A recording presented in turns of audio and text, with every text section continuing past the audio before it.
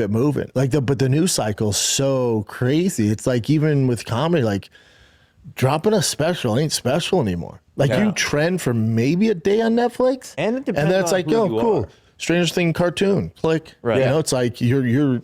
There's almost no point in doing it anymore. Right. There's no attention span. It's because the democratization of content. Like you can watch a brand new movie made by an amazing director, or you can watch like 3 YouTube videos in a row made by some kid. Yeah. Like there's no unified place, whether it's news or entertainment, to get your stuff. It's not good. No, I remember that's one thing I miss so much about like back in the day is like you used to go to school and be like, yo, did you see this? And now if you don't have this streamer or this you don't thing, know who's a loser. But everything's it's like niche. Everybody's watching different shit. Yeah, everything's niche though. Like hopefully you and your boys are in the same thing so you can talk about it the next day. But if you're not, they're like, what the fuck are you talking about? Yeah, dude. Like I remember back in the day, like everyone knew what the show was. You have to like tell people what the show is, or else they're like, I'm watching a video of people melting trucks at nighttime. But even like TV shows, like, oh, have you seen From? People are like, what the fuck is that? I'm like, oh, that's a big show. Yeah, I tried to tell you about The Boys, you. and you've never seen The Boys. Never seen The Boys. I've heard of it though. But even yesterday, let me send this to you. And this, Dude, I know people that have an Emmy for a show I've never heard of. I have friends with Emmys. That's what I'm saying. Like, it's people that like, I have no are idea what the doing name of their things show that are a is. big. And there's also people who have Emmys and Oscars that I don't know who they are. I also lie and say that I watch their shows. you could also lie and say you have an Emmy, and no one. Yeah. Okay. true. No one doing really that. gives a fuck. I'm about to start doing that. You know, like in the comedy, like they bring up, like you've seen them on CBS. This next comedian, Emmy award-winning stand-up comedian. Oh yeah. And people believe it. There was a point where they just thought I was like the owner of Reddit, and he just bought his way onto the show, which is crazy. Which is like Because before there it's- usually is an empty chair here, but it's for Brian to sit in and watch. All right, wait. So who are you? So for the record, I'm a stand-up comedian from New York, and I mean we both were Comedy Cellar comics that would do shows with guys like Still Louis. are, baby. Yeah, whenever we go back to New York, we're still respected. Yeah. I'm Nick Callis. I'm a stand-up comedian originally from New York. We live down here in Austin now. We both used to open for Brian. Yeah, we used to be regulars at the Comedy Cellar. We perform with guys like Louis. Yeah, but just be nice, Jimmy like Carr. us, like we're good guys. Yeah, you're asking a lot on this podcast. I said we're good guys, and you went, I'm a good guy. And like you screen tested for SNL. Yep. I mean, look, you guys can. Like, and I'm sure Brandon said it a bunch of times where it's like, you know, they've been like a married couple for 15 years. Right. And it helps to fucking have someone, because if you're with someone for so long, it's so hard to even like. Dude, the comments will be like, they got to break it up. They got to change it up. They got to get a guest. Nick Simmons goes on, who the fuck is that guy? It's You're like, not famous on YouTube. I want someone famous right. from YouTube. And also, like, I mean, you're not some guy, dude. no, I mean, I have a good career in stand-up. Like, Yeah. But, I mean, it's hard. That's the fun thing for me is like, whenever I come on here, it's like fighting an upward battle. Yeah. Uphill battle, you know? But people might not, like the haters and stuff like that, might not know this, but both Brendan and Brian are actually fun as fuck to hang out with. It's the best. you know? Dude, our group of friends, a small group of very close friends. People will just like not listen and just be like, just shit on looks and stuff like that. I'm like, yeah, it's why I do stand up. You know what I mean? Like if I was taller, I wouldn't ever have to be funny.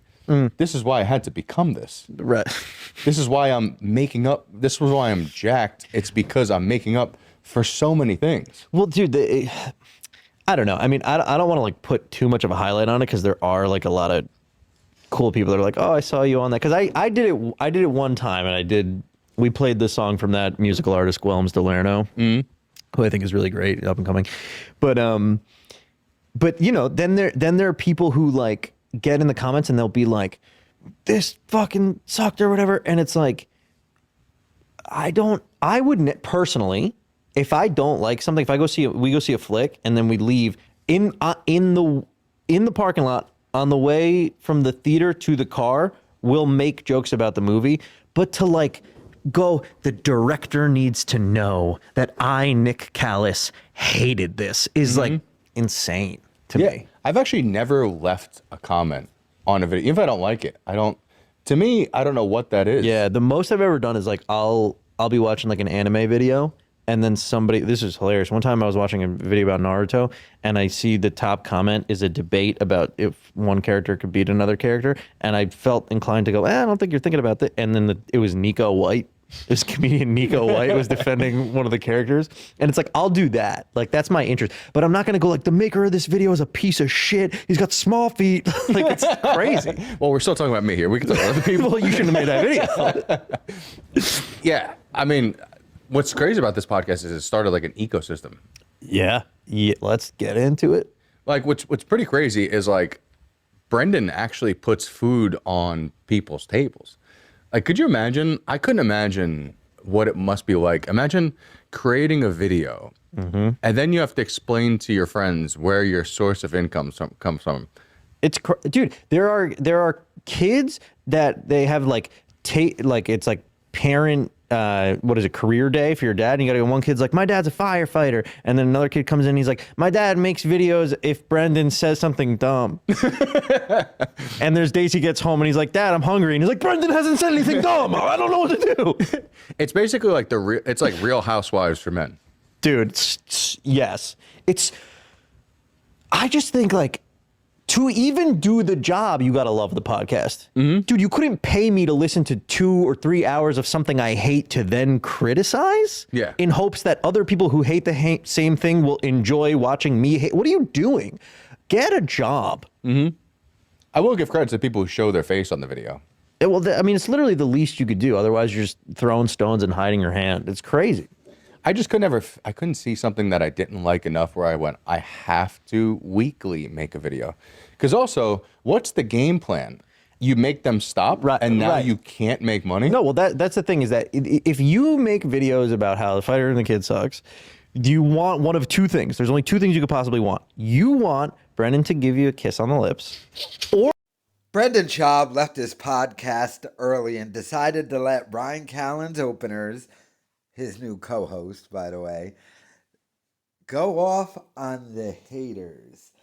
First and foremost, fake Landau is not funny. And I hate this thing he's trying to do. He's trying to be like, everyone's making fun of me for my height. No one even knows that this dude is short because he's on camera. No one makes fun of fake Landau at all because he's too boring to be made fun of. No one knows who this other guy is. It is pathetic, but I hate how fake Landau's trying to make it the thing of everyone's making fun of me because I'm short, because that's the thing he's okay with being made fun of. No, stupid. You're not funny. Neither is this guy. You're openers for Brian Callen, who failed at stand-up comedy, and you're sitting in a car storage unit on a podcast because you think this is a come up in your career. This is the saddest thing I've ever seen. Now, you have to understand, like, that dude, Fake Landau, and this other dude, they think they're successful in stand-up comedy. I mean, you heard the credit there of he screen tested for SNL once. Whoa. And they're from New York. And did he try to say they performed with Louis? I'm sure they did a 12 at night spot at the Comedy Cellar, and Louis came in one night and bumped them, and they consider that working with Louis. No, that didn't happen. They're like everyone else in that little crew. They're little rich kids who can do gigs in the middle of the country for $40 because mommy and daddy pays their rent. They're not funny and they're not interesting. But they went off on podcast cringe because they kept bringing up the Australian thing. I don't know if I put that clip in here, but that was their main focus and main attack. But it's like that dude, Fake Landau, did a YouTube channel, that No Legs thing. His last video got 1,000 views because he's not funny or interesting.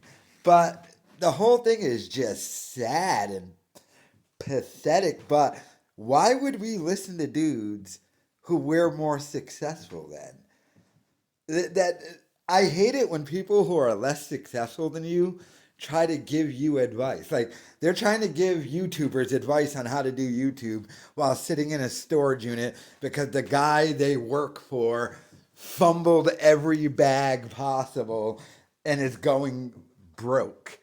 But like that's who they're going to take their advice from. It's so bizarre to me.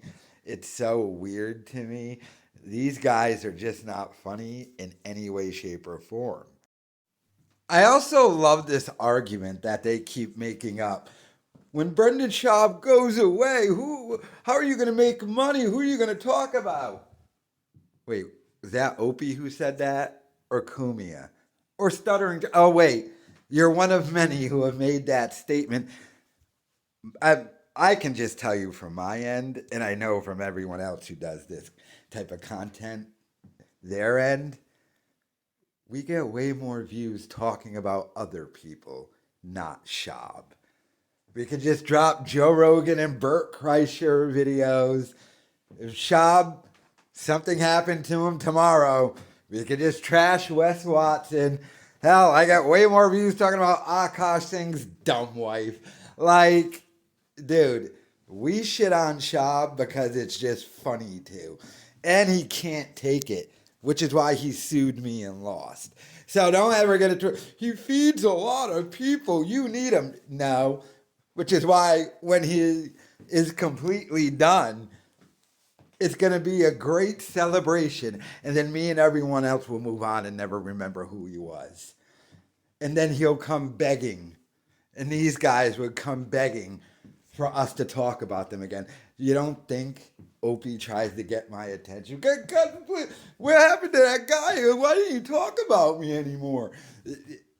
Yeah, exactly. One of many. I've been doing this a while. I've seen a million people come and go and say the same thing. I've heard the same thing come out of your mouth from endless other people. And like, I've created universes here, people. Plus me specifically. I mean, you don't think I could just for 1 second just go on stream right now and be the black Republican guy? You don't think I could do that? You don't think I could just start dropping Joe Budden content again? By the way, you're welcome for Chig Smooth. I used to help him out back in the day. But I talk about what I want to talk about.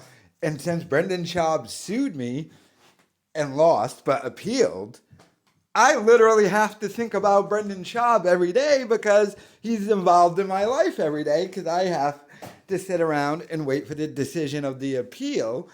But these losers will never understand that. They're just rich kids who are traveling around with people who are accused of what they're accused of, and mommy and daddy pay the bills. They have no self-awareness whatsoever. And they glaze losers, by the way. I mean, your biggest inspiration is a guy who had to quit doing stand-up because he couldn't sell tickets. And now Callen can't sell tickets. And you're sitting in a storage unit and you're like, that's who we want to be. Losers. But let me know your thoughts in the comments.